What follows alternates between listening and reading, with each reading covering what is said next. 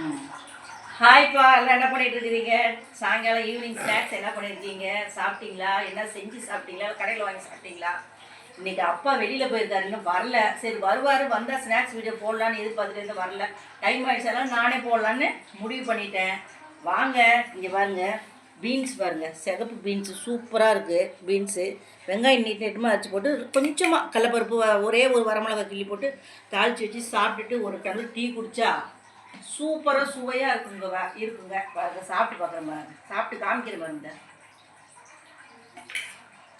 சூப்பராக இருக்கும், உண்மையிலே நல்லா இருக்குங்க, அருமையாக இருக்குது.